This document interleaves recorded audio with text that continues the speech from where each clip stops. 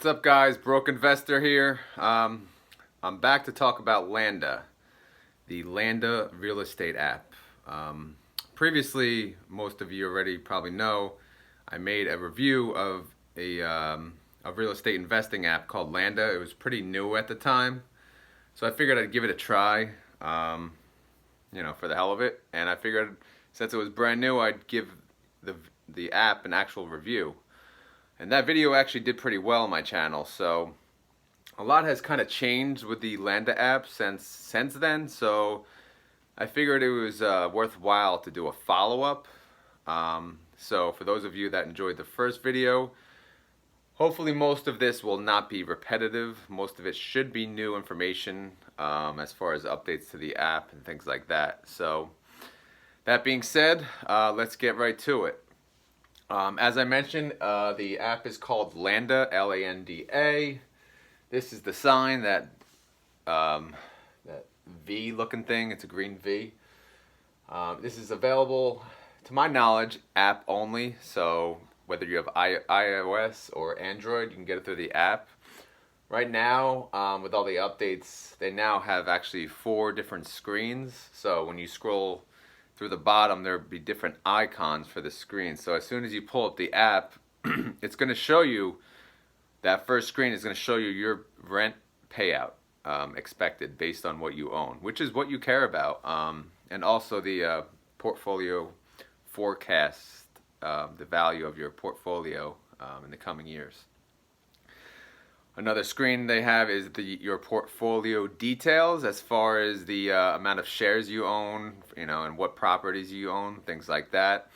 The third tab, which is just brand new, I believe today or this morning, is the referral app. The referral screen. Previously, when you send a referral to Landa, you'd get one code, at a time, and that code is only good for one person. So you'd send that code, one person can use it, and that's it. So they've changed it now, so each user has one code, so you can actually just post your referral code on wherever you're going to share it and leave it there, and different people can use that same referral code.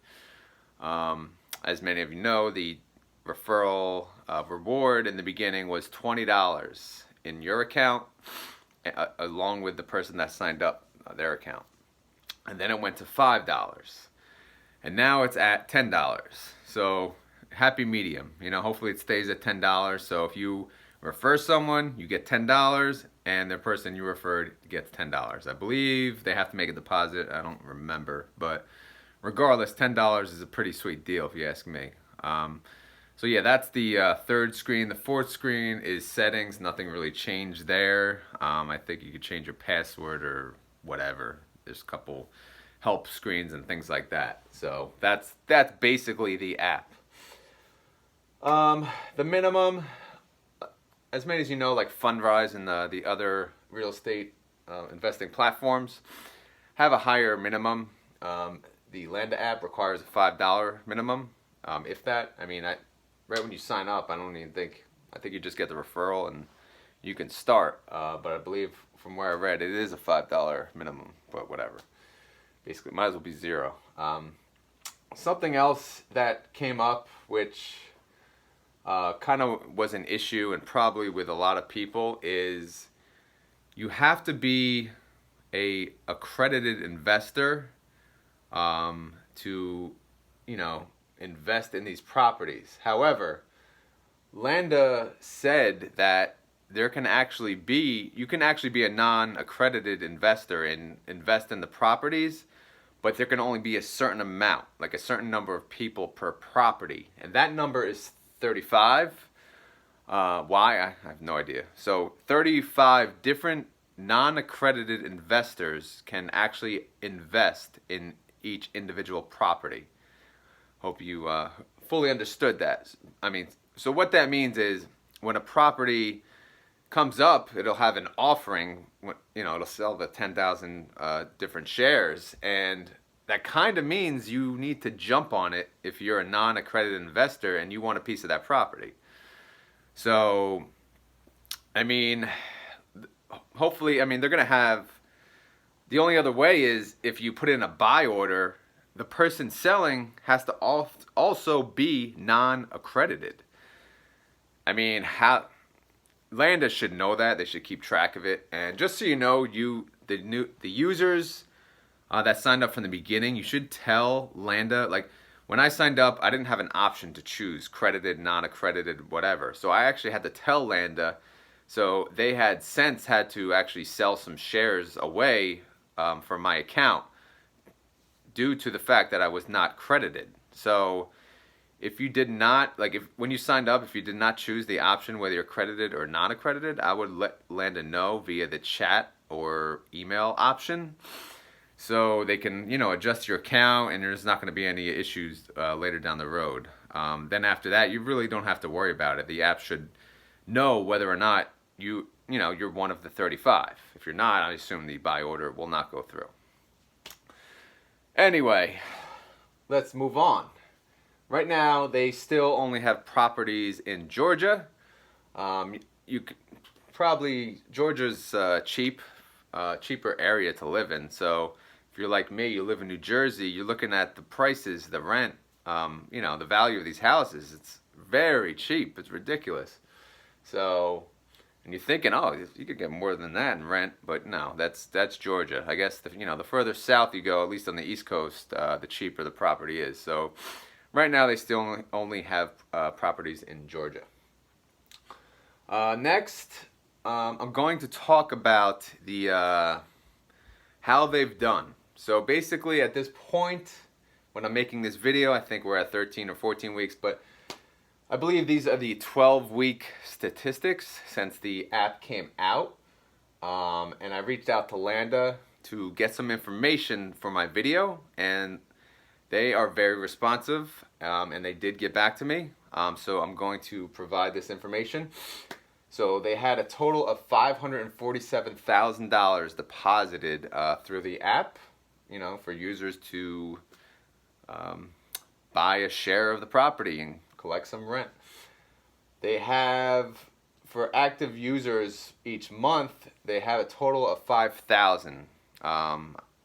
Meaning, throughout the month, there's a total of 5,000 users actually using the platform.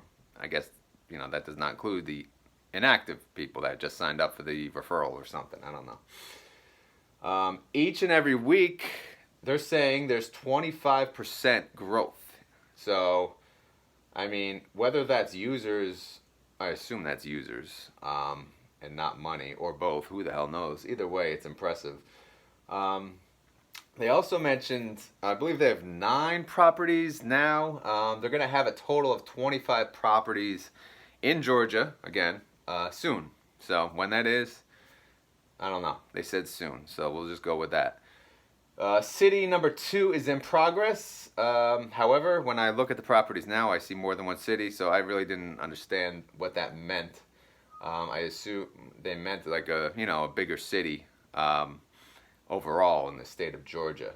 And I just want to give credit to, the Landa people for providing this information, because it's very helpful, and I was kind of interested in that. So a couple other boring facts that I did go over in my video. They're headquartered in Chelsea, New York City, New York. The company is actually called Landa Holdings, LLC. They're a Delaware Limited Liability Corporation, LLC. Then they filed in February 7th, 2019. So, and a lot of people ask, are they a legitimate company? All I'm going to say is they're regulated by the SEC, but their current offerings, they told me, are exempt. Because it's under Regulation D. I mean, do the research yourself. I'm not going to say yes or no. I'm just a guy on YouTube putting my own review. But, all I'll say is be careful and do your own research. Now on to the fun part. Landa recently added a property with no debt, meaning they paid cash for the whole thing. Most of you know, Landa always had, debt in some of these properties. And that debt was around 60%, I believe, of the property. So you would only own, say, 40% of the actual property, and the bank would own the other 60%. So whether or not you care that Landa is borrowing money, from the bank for these properties or not, that's the, to me, that's the question that a lot of people had. That was the question that I had. So I'm just going to show you the side-by-side comparison of property number 1, which is the one that holds debt, and property number 2, holding no debt. And you make, again, your own decision. So let's get to the numbers. And these are actual numbers from the app. I'm not going to put the address of the properties. The valuations could change, so some of these numbers are not going to be exact. So, they're rough based on the last time I checked. So, don't go crazy. So the value of property 1 is $87,940. And again, property 1 is the one holding debt. The value of property 2 is $87,868. So as you can see, I picked properties. They actually did have the same square footage, but the value is obviously a little off, which is fine. Both $87,000 though. The debt, on the property 1 is $53,000. The debt on property 2, as I said, is 0. So total equity available for purchase on property 1 is $34,940. Total equity on property 2 is basically the value of the house, which is $87,868. Now, every single property has 10,000 shares available. So, what's the share price? You take the total equity available, you divide it by 10,000. Share price for property 1 is $349. Share price for property 2, $879. Why is one cheaper than the other? Again, because your one share of property 2 is actually 1/10,000th of the total equity, the entire house. And when you look at property 1, it's cheap because you're sharing this not only with the 10,000 people, but you're sharing it with the bank. So, and we'll get into why that's good or bad later on in more depth. So, bottom line, it's cheaper to buy a share of the property with the debt versus the property with no debt. And again, that's based on the total equity. Now, the rent.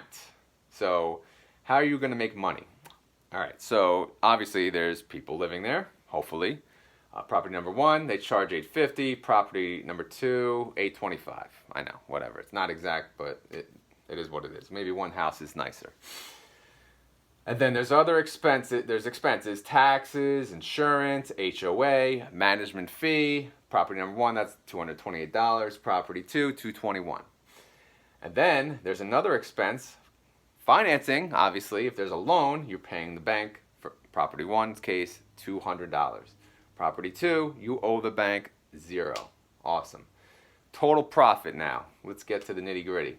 Total profit you make each month on property 1 is $422. And not you, I mean total as a whole. Property 2, $604. Obviously, you're making more profit because there's no financing involved. As you know, and again, I didn't get into it yet, but I'll get into it right now. There's a reserve, right? There's a reserve that comes out of the profit each and every month. What this reserve is for expenses that could be needed on the house. Maybe it needs a new roof, something leaked. Or if the property is vacant for an extended period of time, that money could be used to pay out the rent to the shareholders. So as you can see, there's a reserve of $128 on property 1.